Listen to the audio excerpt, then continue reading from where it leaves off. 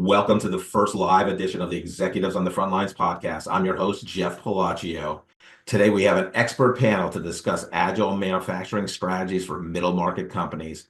Our panel is comprised of executives from two companies, ExecHQ and SIB. They partner to help their clients in their respective areas of strength. I will let the esteemed experts introduce themselves. Hello and welcome to our webinar. My name is Baron Lucas. I'm a managing director for ExecHQ. ExecHQ is a C-suite advisory firm specializing in helping our clients grow their businesses, become more profitable, enhance enterprise value through strategy development, disciplined execution, financial clarity, executive coaching, and augmenting their leadership teams with highly experienced fractional interim C-suite executives. Good afternoon, everybody. My name is Eric Steele. I'm the Chief Revenue Officer at SIB. SIB is the leading cost reduction platform. We make sure that our clients never overpay across a variety of indirect spend categories ranging from small parcel shipping, telecom, waste, SaaS, all the way through kind of the SG&A and indirect categories that often pull EBITDA down. Great to be with you all today. Good afternoon. My name is Adi Karamchetti, professional services consultant with Shipware. Shipware is a company that is an SIB company, and as Eric mentioned, we focus specifically on parcel optimization, reducing your costs on parcel spend, as well as third-party fulfillment. Hi, everyone. My name is Sean Fox, and the equity practice at SIB. Hi, everyone. I'm Elsa Malik. I'm also a managing director with ExecHQ. Today's topic is extremely timely for mid-market companies. The speed of change that the current administration is moving at is unprecedented in terms of what's happening. There are rising tariffs, supply chain volatility, higher manufacturing costs, and margin pressures. This causes a need for cost constraints and financial resilience. Our panel will show you a real-world example of how a strategic, data-driven approach can drive profitability despite uncertainty. So here's the example of a solution with a $100 million consumer goods company who owns a manufacturing facility but relies on third-party logistics. They are scaling but struggling with cost pressures and supply chain instabilities. You can ask questions throughout the presentation. There's a Q&A icon on the left side of your screen, and we'll save time at the end to answer hopefully all of your questions depending on the time. So let's start with Baron of ExecHQ. Baron, what can businesses do to avoid surprises and mitigate risk in this fast-paced and uncertain time? Yeah, thanks, Jeff. Before we get into the specifics of our case study, what you see in front of you is a standard strategy development model. The problem is that most companies stop at step 5. They plan sometime at the end of the third quarter, maybe the fourth quarter. Then their plan is finished and it's put on a shelf. The problem with that is obviously that no plan ever survives first contact with the tariff, the client, the customer, supply chain issues. And if you're not planning continuously, step 6, you're missing the mark completely. So the first thing we have to do is start planning continuously.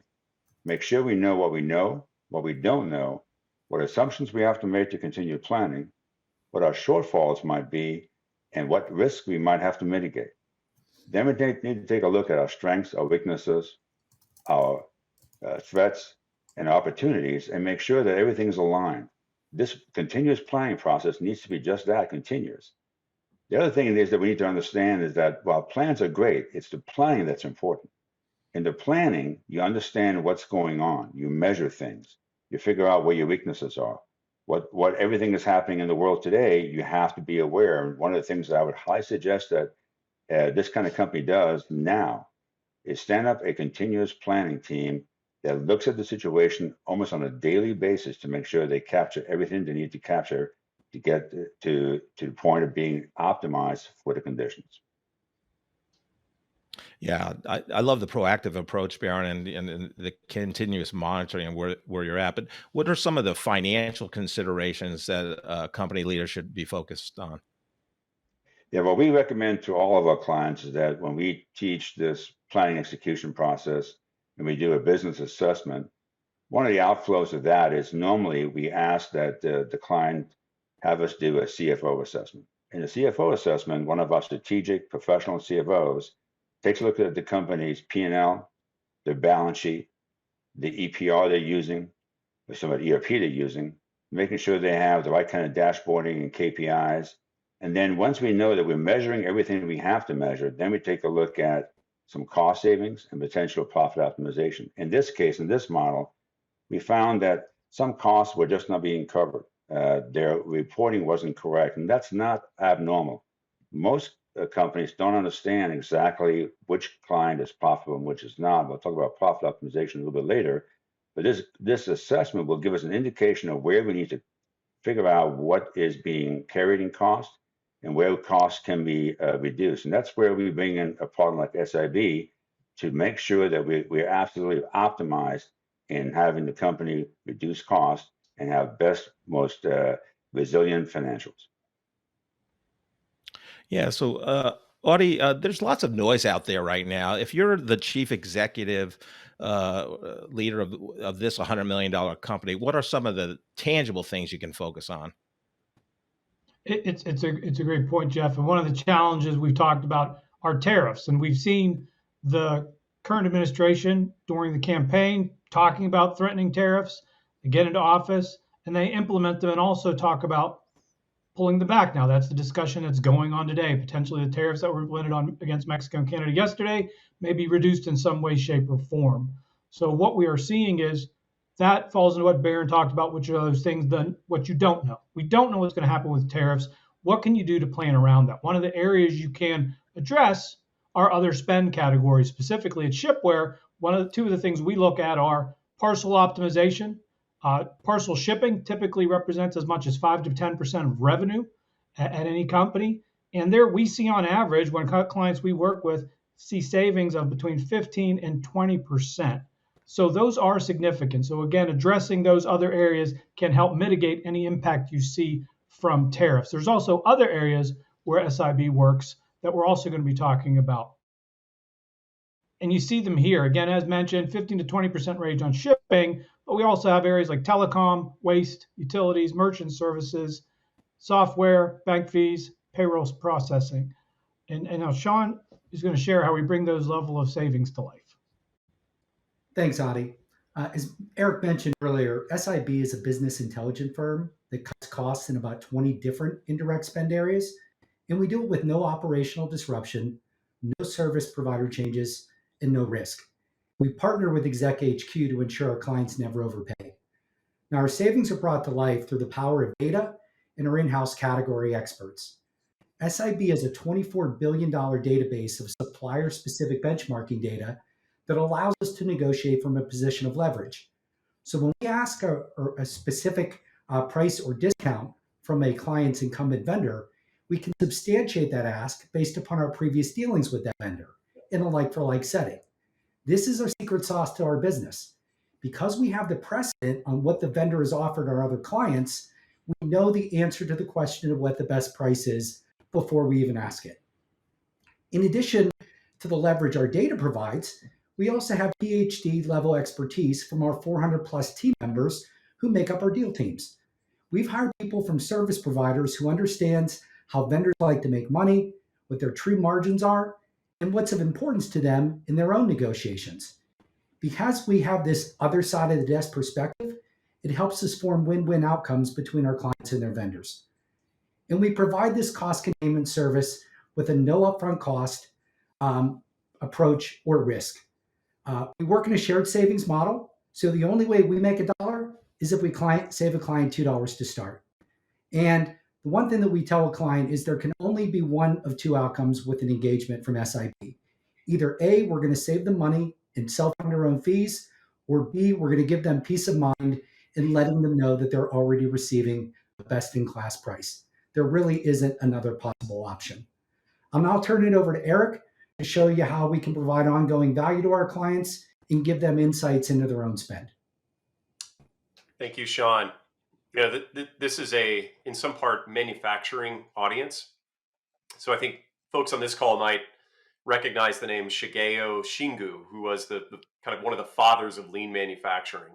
And he said that the most dangerous kind of waste is waste that we do not recognize. And that is an ethos that we've adopted at SIB.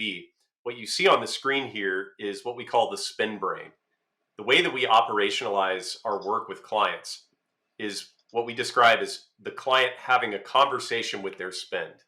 The Journal of Contract Management reports that 71% of companies cannot locate 10% or more of their contracts. And if you're on this call as a CFO or a procurement or sourcing executive, you probably feel that anxiety of, I don't know if I know where all of my contracts are. And when we do have contracts, Gartner recently reported 85% of telecom invoices have mistakes. From our own data within SIB, we know that at least 35% of waste invoices contain billing errors. So you got these two challenges. Where are your contracts? And when you have your contracts, are you being invoiced properly? Are there anomalies between what you bought and what service you're being provided? That is what SpinBrain does. It provides full visibility so that our clients can literally see their spend and have a conversation with it and identify any inefficiencies.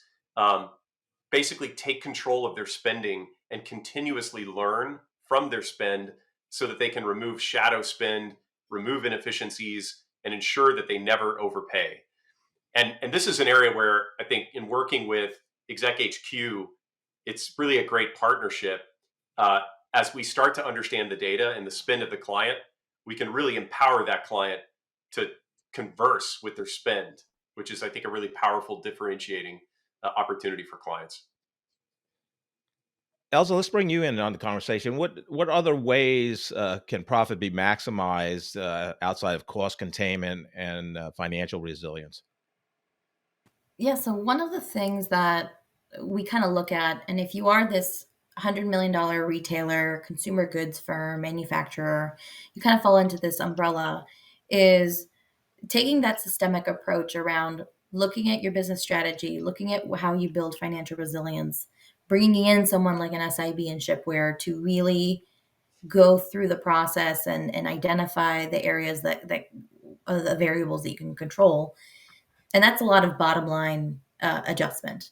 One of the things that we do at Exec HQ is really kind of look at the customer side of it. What customers are profitable? What customers are having issues with, I kind of joke around sometimes and say, are we paying to have that logo just to have the logo? And is there a purpose for it? There are obviously strategies out there around that methodology, but there should be, that significantly more profitable customers than unprofitable customers. And you would be surprised to hear how many of those are unprofitable. In this instance that we all kind of are talking about it as far as the use case goes, in this instance, we kind of pulled our profit optimization model and we identified that 41% of this account's customers are unprofitable, meaning they've at least hit a zero, if not well below a negative throughout the process. That came from sales teams being rewarded over volume instead of profitability. That came in from some of the customization that they kind of work on, and really didn't have a profit first strategy. And our profit optimization analysis and implementation really takes into that and then floods it through the rest of the organization. For some of our clients, we do talk about the fact that they may eventually want to exit. So we kind of look at, here's where you're currently identifying in the sense of your current revenue, your lost revenue, and what the overall gap is, and that was around 3.9 million. But if you decide to sell at a 5x, that means you're losing 19 million as a whole. So we do want to kind of make sure that you're thinking about this both in short-term goals as well as long-term sustainability in the future. Yeah, let's go back to Baron. So we've talked about different solutions. Maybe Baron, you can start summarizing the solutions that we discussed, starting with the financial resilience piece. Thanks, Jeff. So after we've done our continuous planning, we've done a CFO assessment, we've brought in SIP and Shipware, First of all, in that first step in the CFO assessment, we've taken a look at the financials. We've seen some things where profit wasn't realized because of mismanagement of either the accounts or customer data. All that leads us to understand that we need to bring in a partner. And so in this case, SIB jumped in, and Eric, go ahead and take it. Yeah, you bet. Great handoff. At the point that we were brought in here, we start with full visibility. We want to see the spend across all of these different categories.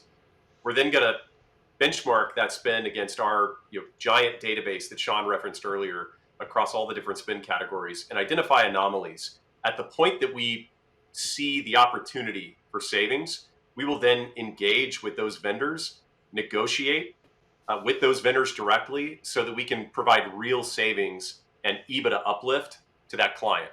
At that point, there's another seamless handoff, right back to our partners at Exec HQ to kind of stick the landing. Once SIB was complete in this process, then it kind of came back to us, and then we worked through the top line of, all right, now let's look at customers. Now that we've really worked through operationalizing this profit first thought process and finding those cost savings, then we look at, all right, now that we understand the model, where do we go from there, and what customers are truly our ideal customers, meaning we can produce repeatable, scalable, and profitable outputs for those customers of our clients, and then work through those. In this instance, we were able to really prevent about $6.2 million in profit losses because we were able to either recategorize how customers were being delivered to or improve just the pricing disciplines. As I mentioned previously, in this instance, they had more of a volume sales incentive model. We started to shift that into a profit-centered model for sales, and that's how this really all came together in this instance. So this is a really good question from one of our audience. So many companies focus on revenue growth, but profit optimization is where long-term success happens. Where do companies start if they want to strengthen their margins? Baron, do you want to take the kickoff of where do you want to start if you're thinking about that? Yeah, absolutely. And it really depends on where we're talking about. Making sure that you have all of the manufacturing costs covered correctly. And a lot of companies don't have the financial reporting that it requires to make sure that job costing, understanding what the total cost is of your manufacturing, making sure that that is as lean as possible. Lean Six Sigma comes to mind right away, and we've got some operational specialists at Exec HQ that can help in that regard.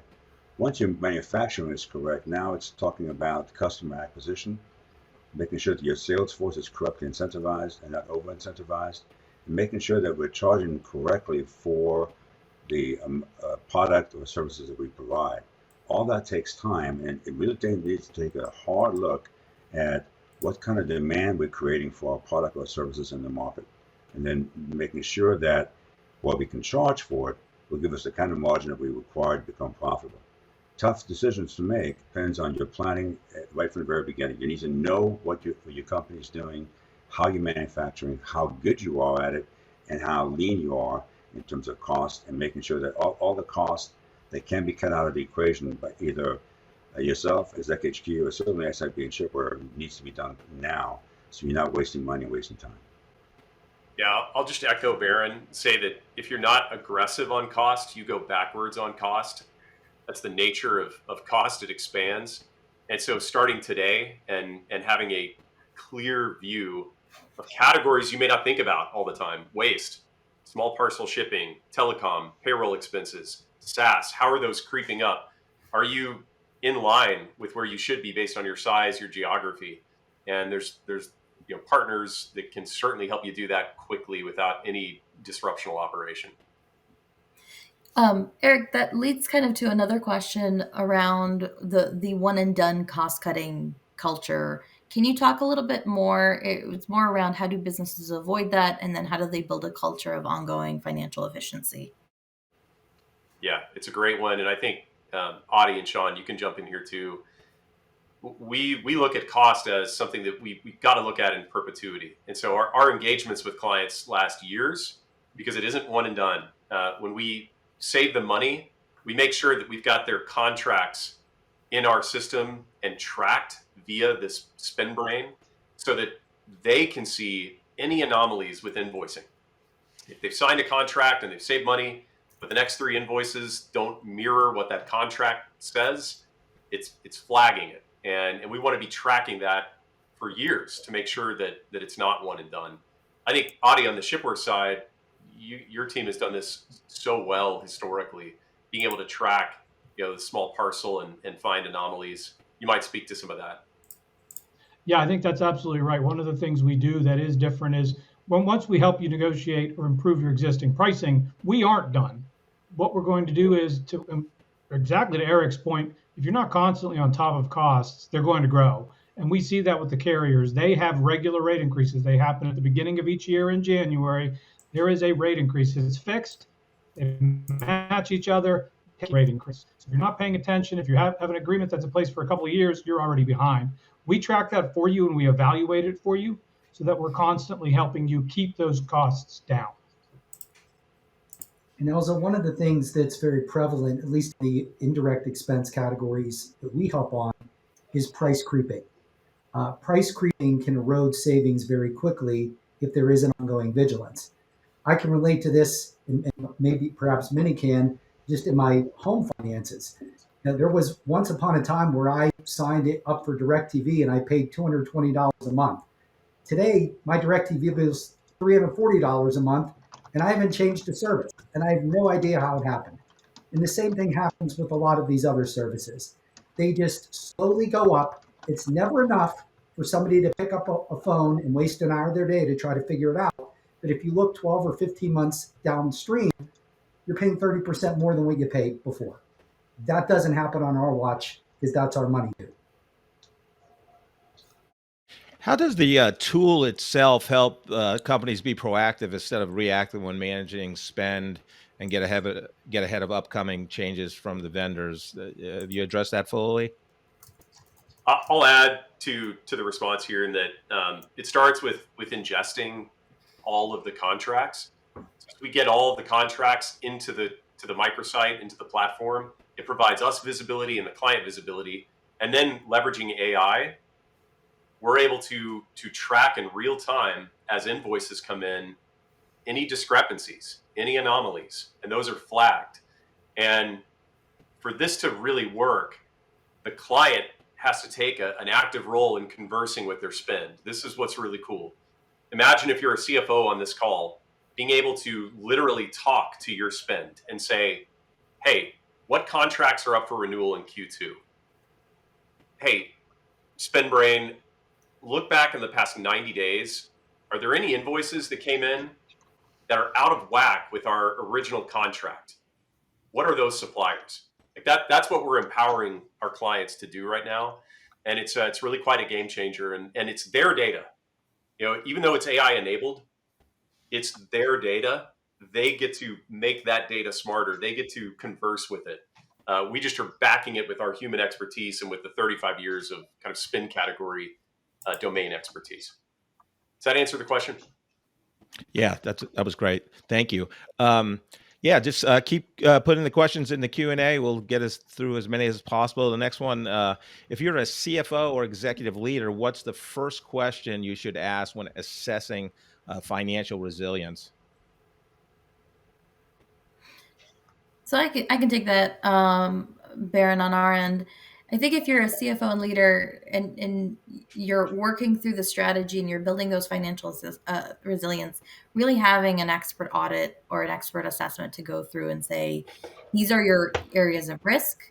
These are your areas of, that you could probably be doing more of. And then that would kind of lead into the process. There are many organizations who may have a CFO or an executive leader that is responsible for that financial resilience, that is kind of just going through the motions because every day they're seeing new news and then they feel like they have to do a complete 180. I think that goes back to like having a very strategic vision of where you're going, therefore lays out the roadmap of really what are your true options to adapt and what are the ones that are the least risky and the most viable in your own organization. That's great. Another question: what's the right balance between cutting costs and reinvesting in growth? Ideally, cutting costs enables you to reinvest in growth. Well, Exactly. one of the things we get so excited about with clients is we call it a North Star. We want to identify savings are great. You want to save money, but what will you do with those savings? And we've heard things like, hey, we can hire more people, we can invest in our product, we can innovate, we can make an acquisition, we can increase EBITDA, which helps our multiple if we're going to go to market. So it's really first, I think, zeroing in on what is that North Star? What will you do with the savings? And if you've got a good answer to that question, then I think the balance is sort of natural. Sean, I don't know if you have a perspective on this. I know I've heard you talk to your clients Yeah, about and I think the challenge that CFOs have, as well as they plan, is there are unexpected things that happen and unexpected costs that fall outside of those budgets. It could be a change in tariffs. It could be rising interest rates, things that are somewhat unpredictable. And it's really nice to kind of have an ace in the deck to be able to offset some of those costs. So if you can go in and attack some indirect expenses without having to alter anything operationally or even change your vendors, then that just becomes free money that can be used to kind of offset some of those economic forces.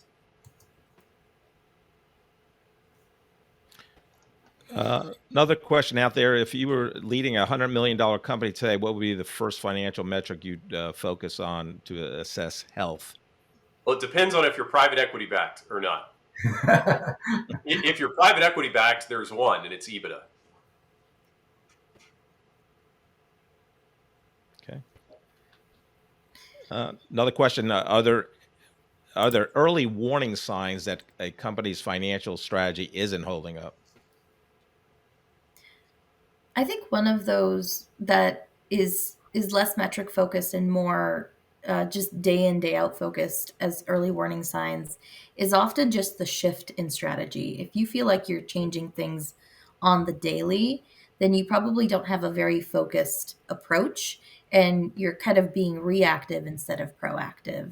It's one of those things that often occurs when there is a lot of shift, and if you are private equity backed, that number is one that you go into. And if you're more entrepreneurial and you have a close set of owners that are running the business, that actually tends to be a little bit more erratic because you may be measuring multiple things.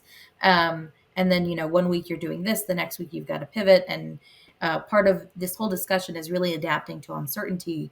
And our main component throughout that is the uncertainty is always going to be there. So focus on the things you can control, and the metrics that you truly believe are important, and then drive through those versus having to pivot week over week or day over day in this instance, because we just had some changes yesterday be implemented throughout that. And Jeff, just to dovetail that, I think what we try to say to CFOs is do the things that you can do with respect to enhancing profitability or containing costs. Do the things that are easy before you're forced to do the things that are hard, like laying off people. Eric, do you want to take the fight how financial teams and operational teams collaborate with cost containment? Yeah, sure. It's a good one. I think focusing on operational waste. I think it starts with just full visibility into your spend. Who are the suppliers? Who are the vendors? Baron, I don't know if you have a take on this, or Adi, but I think from SIB's perspective, it's really understanding first what do you own? What is your operation, and what are you doing? What is outsourced? What is supplier? What is vendor? Having visibility into the effectiveness, the efficiency of each of those pieces. SIB is going to focus more on the vendor and the supplier piece. I think probably our friends here at Exec HQ look at the internal operation of a company. Our brand promise is we don't disrupt any of your operations. Like, we want to make sure that when you work with us, you don't notice it. We're just doing really complicated things behind the scenes to save you money, but you shouldn't experience any disruption. I think from a Tech HQ perspective, there's probably a lot that they're doing to look at the operation and find efficiencies within it, I would imagine. Yeah, I think part of our process is identifying those operational wastes, and Sean kind of echoed it. Let's do the stuff that is easy and that makes just general business sense before you have to do all the hard things, which is layoffs and letting go of really good people throughout it, and that comes with kind of a level of diligence in the process. Barron has a chief of staff solution that he chairs, and part of that is just kind of looking at the business on a biweekly, monthly status, so that way you're maintaining the health. Think about business health very much like personal health. You got to kind of keep track of those and do your daily check-ins or your in your annual checkups, just to kind of make sure that you're doing well, and a business is a living, breathing entity in that same manner. Yeah, if I can add, the key here is throughput. How fast, how efficient can you bring raw material through the manufacturing process and bring it out to final product? And measuring those things. Lean Six Sigma is an excellent way to go, but really look at how fast and how efficient your throughput is, and if there are any chokeholds, any choking points you need to take out. And and everybody's seen it, if you go to a manufacturing floor and there's garbage everywhere, there isn't a clear line of manufacturing from one point to the other. Raw material is backed up, or raw material isn't there. Somebody needs to watch, and it's literally a guy or gal with a clipboard and a stopwatch taking a look at what's going on, and then making sure that your manufacturing processes are engineered correctly to avoid that waste and avoid time waste, and make sure that your logistics catches up with your manufacturing so you have the final product on time. It's a very difficult road, but somebody's got to be there literally watching that every day, measuring it. And again, it's what you measure. Having a plan is great, executing forcibly and intelligently is great, but if you're not measuring results, you're missing the point. Yeah, thanks, Baron. Another question out there: how should finance teams and operational teams collaborate to align cost containment with the overall business strategy? I'm happy to take that. The key here is to make sure that the planning team and the execution team are one and the same. What we absolutely have to avoid is what I think is almost a normal illness in any business is stovepiping. Operations, manufacturing is over here, financial is over here, logistics is someplace else, and they're not talking to each other. What I recommend is a daily team huddle right in the beginning of the day, where the leaders of the various positions talk to each other and make sure that their important priorities are aligned for that day. Make sure that they're aligned against the plan, and that if there's any issues, that we discuss them on a weekly basis. Right? So a morning huddle, a very detailed weekly meeting that goes over the last week's results, measure everything, and making sure that logistics is set, the cost of things that either shipping or raw materials is set, the manufacturing process is set, the sales process is keeping abreast of what we have available to sell on a weekly basis. On a monthly basis, the entire plan has to be reviewed. Again, what do I know, don't know, assumptions, shortfalls, risks, strengths, weaknesses, opportunities, and threats, all have to be measured. And somebody has to make sure that the results are aligned with expectations. So often we put out a goal that's lofty, and then 2 or 3 months down the road in the year, we go back and we go, oops, we're not even close to that goal. What have we done? Measurement is weekly. Making sure priorities are done correctly is daily, and somebody on the leadership team better make sure that everybody's talking to each other. I've seen too many clients where one person is stuck in an office, never comes out, or there are personality clashes. Break those down and get a planning execution team in one room and make sure everybody's on the same page of music. Yeah, I completely agree with Barron. And I think the question was posed earlier about a single metric, and I mentioned EBITDA. But I do think that that's where bringing your finance team, operation team together around a common goal, like EBITDA growth, or if you're a hotel, net operating income, whatever that is for the company, if there's alignment around that, then everything Baron is saying starts to fall into place where you're all marching towards an ultimate goal, ultimate metric that everyone agrees with. And I would just add that, you know, you need the finance team to stand alongside operations and say, hey, when you look at our vendors and our spend, what of this is strategic? What is actually helping us grow? And where can we starve other pieces that are commodity, that are, we don't need to spend one penny more? And I think having that kind of a trusted relationship where you can talk openly about that is important. And Jeff, I also would say that I think the communication between the respective finance and ops teams are key to know that if they do bring in an outside party, such as ourselves or XHQ, that everybody is on the same team. We're acting as an extension of them. We when we deal with category owners like heads of logistics or heads of HR or CIOs, we tell them right out of the gate that we're not looking to change anything. That we just want to try to help them advance their own agenda and get things done more quickly and save them money as part of the process. What's one area where they're running efficiently but actually are leaking profitability? I can take that at least from an operational perspective and a financial reporting perspective. What we're seeing when we do our profit optimization service is that costing is not accurately allocated for each of the customers, or whatever demographic we're measuring. It could be for each product, for each service. But if the cost isn't actually measured, actually allocated, then there's no way to tell. So with our AI-based process, we can draw out those facts out of the P&L and customer and product production data completely and figure out where the costing is going to lie. And frankly, most companies can't do it themselves. I remember a long time ago, I was the CEO of a company in the oil field, and it took me a year and a half to figure out that we had about 30% of our customers that weren't profitable.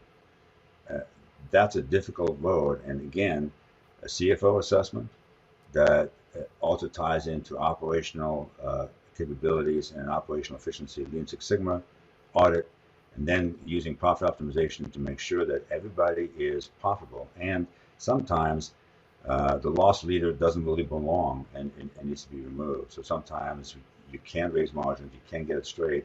That customer's got to go, or you're going to lose money. And I have one very tactical answer to this, just from my experience in the past year observing this, particularly with manufacturers. I am shocked how many manufacturing companies think that they've got it under control, but their shipping, their small parcel, their freight, LTL, 3PL, it is completely out of whack and they are overpaying extraordinarily. So I think that's one area where many companies are leaking profitability. Audi is way closer to this, but I just time and time again, I'm amazed by the Shipware team and what they're able to uncover. And I'm amazed at how many companies just are not aware of how much they're overpaying on small parcel in particular. I think that's right, Eric. And I think one of the things we see is the agreements, particularly the pricing arrangements for parcel carriers, are extremely complicated, typically 30 pages long. How you get your discounts are complicated. It's based on weight, it's based on spending. For you to independently verify all of this is going to take you too much time. You just don't have the time to do it. It's days and days of work. It's days and days of reviewing Excel spreadsheets to try and determine this. And the other thing you can't do, even if you do have the time to do that, you don't have an honest baseline to compare it to. And that's really what we do. We come in, we look at it, we tell you what it looks like versus what it should be, apples to apples type comparison, where you should be in the industry. You should be doing that frequently, at least once a year. That's something we'd recommend. It's always something we're very happy to help with. Thanks, Audie. I think we have time for one last question. It's going to be an interesting one. It seems focused on pricing. So operating in markets with high inflationary pressures can stifle growth due to inability to find the right pricing for products. What pricing strategies can be adopted and how to hedge against losses having long-term growth in mind? I think from a pricing perspective, it comes down to what your client acquisition strategy is and what your growth plans are. Part of that is if you are finding operational inefficiencies in a specific client set, that maybe that's not your ideal client. Maybe your greener pastures are in a different ICP, and you've got to potentially deliver two different models to those groups. One is much more operationally efficient but still delivers their needs. Another maybe is a more high touch model. A lot of manufacturers, especially the ones that leverage customer service as one of their value propositions, tend to split that out for cost efficiency perspectives. But then it goes back to having conversations with those individual accounts and saying, this is really where, if you're going to have a strategic partnership with those companies and say you're in this for the long haul with us, this is the level of service, and this is the level of potentially white glove elements that are included in it. The prices are going to be higher, and then you just go focus on those that appreciate that level. It does take time for you to run through and identify who are your best paying, high, most profitable clients, and then why do they buy from you.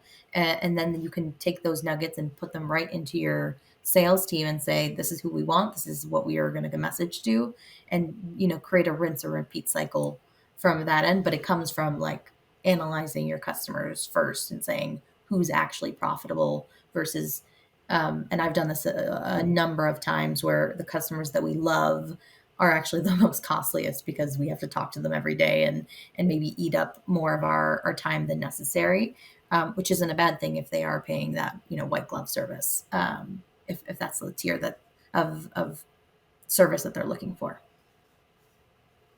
Yeah, great. Thanks, Elsa, for that.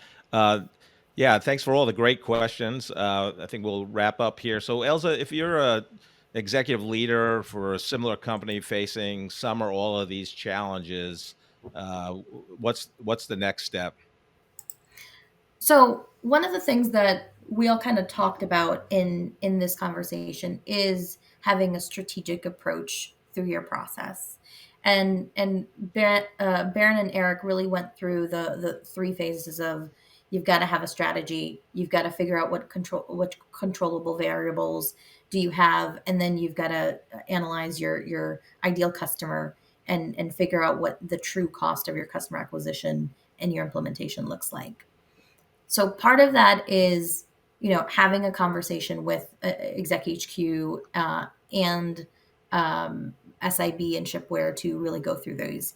We've included a QR code for those of you that want to scan it. They're also in the show notes below for you to kind of take the next step. But really, it's that let's take an assessment and let's look through what is possible. The one wonderful thing about this collaboration around these three organizations, Exec HQ, SIB, and Shipware, is the majority of our products come with an assessment, so we can say this is probably the lift that we can give you, so you'll have pretty good expectations of what you'll receive beforehand. And we've included some of our Calendly links and pages at the bottom for everyone to go through. But I highly recommend you go through that and say, let's just look at things of where they are today and where your lift could be, a quarter from now, because things are just rapidly changing. And as I mentioned, if you are one of those organizations, you are, around the $100 million mark, and you are working through, day in and day out, you're trying to shift your strategies because you don't know where you're going to save costs because something else came about. Those things are always going to be prevalent. The rate of change is just at an accelerated model that doesn't seem to be sustainable for humans, at least. So we've got to kind of focus on the things that we can't control and re-strategize where you go from there. And it comes from that beginning stage. And I'll let Eric and the rest of the SIB and Shipware team talk around their next steps. But for us, it's really just having a strategic conversation on where your business and financial strategy is. That's it. That's exactly right. It would welcome any conversation. It was alluded to earlier, but the first step is just looking at the data, and we'll provide an analysis of your spend. No upfront cost. There's no disruption to your operations. Gives us a chance to kind of, as one client said, bring a flashlight into the dark of their spend and have a conversation about it, and see where the opportunity is. So really appreciate the time here, and excited to meet with any folks that attended this today. Yeah, thank you everyone for attending. It was a great discussion, and thank you to the great panelists and the insights. So appreciate you coming on the first live version of Executives on the Front Lines podcast today.